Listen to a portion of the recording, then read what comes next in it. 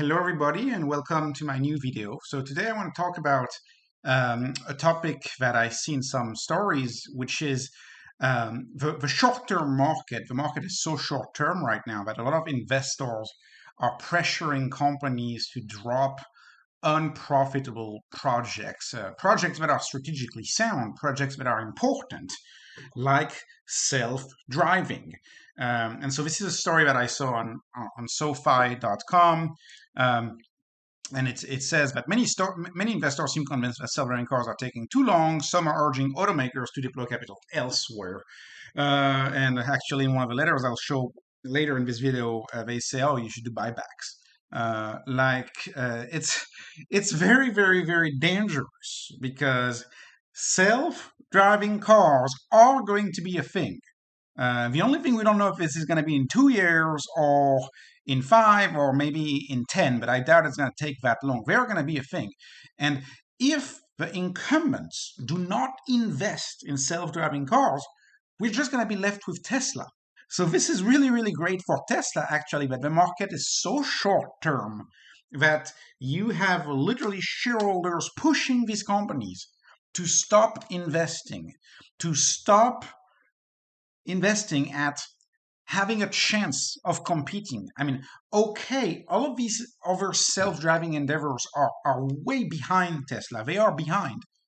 But if you stop investing, the one guarantee that you have is you'll never ever catch up to Tesla. And again, this is what the article shows here. So Ford and Volkswagen are examples of automakers that are scaling down. They don't want to force. Both companies hit the brakes on their Argo AI investment. So they've wasted more than $3 billion and they just shut it down. Another one is Nuro. Nuro laying off 20% of its staff. And even Google. So it's really, really alarming for these companies. If self-driving car, when self-driving car becomes a thing, no, who's not going to want a self-driving car? I believe most people are going to want a self-driving car. It may even be required in some instances to have a self-driving car. You have to invest for the future, and so I am very annoyed by this. So this is an example of Argo AI. So Argo AI is shutting down. And Ford and Volkswagen noted that they are giving up level 4. So level 4 is not even level 5. That's not even what Tesla is shooting for. It's level 4. And they're going to refocus on advanced driver assistance. So again, not investing in the long term, just taking a loss, taking a $3.6 billion loss on their investment. And Argo was actually making quite a bit of progress. I mean, okay, they used what I believe to be Lidar, I believe to be an inferior technology to what Tesla does, right? With only cameras. I think only cameras is better. But they had a fighting chance. Like, that was competition. They were fighting against Tesla. They had a fighting chance. And they just gave it up because of short-term pressures, because of the market is so short-term right now. They gave up their shot at, just if they had just a chance, they would have stayed in the game. And so again, $3.6 billion is a hefty price to pay just for driver assistance. That was 2,000 people, mostly engineers working for those startups who worked for 6 years, and they just let it go to waste. They just let it go to waste. And so this is great for Tesla. If you're a Tesla investor, it's a great news for you. But again, if you are just rooting for progress in a technological sense, it's not a very good thing. Argo, same. This was a private company. They actually had very promising technology on their self-driving, and they were one of the first one to get some authorization from NHTSA as well. So Nuro was a very promising one back in 2020. Same, they're laying off. They just begun laying off, 8 days ago. And so does private valuation have anything to do with that? Of course it does. I really believe it does. Like, the market is so short term, they don't want to invest in something that's going to be 2 years or 5 years from now. They just don't want to do that. And Tesla is willing to do that. Tesla keeps going and keeps investing. That is not how you fight as an incumbent. As an incumbent, you should invest in the future. Like, you're leaving the challenger Tesla. You're just leaving the entire market to them. This is another one. Google. So the Children's Investment Fund activists, one of the bigger investor in Google, they own 6 billions of shares. This is the letter that they sent to Google, asking them to do various things and various investments, some of which I agree, but one of them that I really don't agree is telling to Google, stop investing in Waymo, stop investing in the future. It's like, who's going to have a fighting chance if the best software company in the world, arguably, Google is arguably the best software company in the world. If they're not investing in self-driving, who's going to have a chance against Tesla? Who is? And so they're saying, enthusiasm for self-driving cars is down, right? So the stock is not getting the credit it deserves. Ford and Volkswagen, because they're an example, right, for Google, has decided to shut down their self-driving venture. And this activist shareholder says, oh, Google, you should shut down Waymo.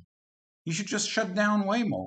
Okay, Waymo, I believe, uses inferior technology to Tesla.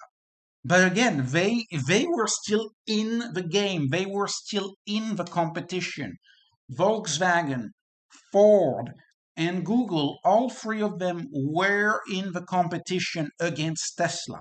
They were losing it, but they were still in it.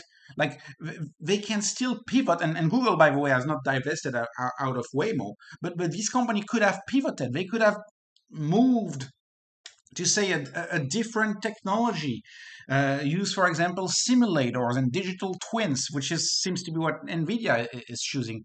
There's different ways to compete, and the competitors are just giving up, leaving Tesla alone, or essentially alone. I think Waymo on the one hand, if they don't divest, is one that's left, and then NVIDIA, right? NVIDIA is going to be the other big one. But who knows if you're not going to stop investing and cave to shareholder pressure too. The only one that's not caving to shareholder pressure on this, and that's actually actively investing into the future, is Tesla. And I thought this was very, very telling when this news kind of trended all day about legacy players just divesting away from self-driving cars. This was a tweet from an hour ago from a former Tesla employee, Farzad Mesbahi, and he was saying, "Oh well, today we're complaining about the monopoly that Apple has, right, over its App Store." And it's in 10 years we'll be complaining about Tesla's monopoly on self-driving software. And Elon responded about an hour ago, accurate prediction. They just gave up. They're not fighting, they're just giving up. So again, is Tesla the only firm left? Not yet. Waymo, if they keep investing, and NVIDIA is still around, but maybe soon Tesla will be the only one left. And then, of course, Tesla will be a monopoly on self-driving if they are the only one left. And do people really have grounds to complain? Like, will people really be able to complain 5, 7 years from now when we see what's happening today, when we see shareholder pressures being so short-term, telling these companies, divest, take a loss on a 6-year strategic plan, a 6-year investment, take a loss just because we are so short-sighted in our returns? So again, I do believe all of these self-driving investments were inferior investments, but that doesn't mean they couldn't have pivoted. That doesn't mean they couldn't have gotten better. And the fact that they're divesting away from the self-driving world is a big win for Tesla. But unfortunately, I think is a major long-term strategic mistake from the strategy players, from a strategy standpoint. So thank you so much for watching. This was just entertainment, no investment advice at all in any of my videos. I appreciate if you can like and subscribe the video and follow me on Twitter at @BeatTheDenominator. Thank you and have a great day.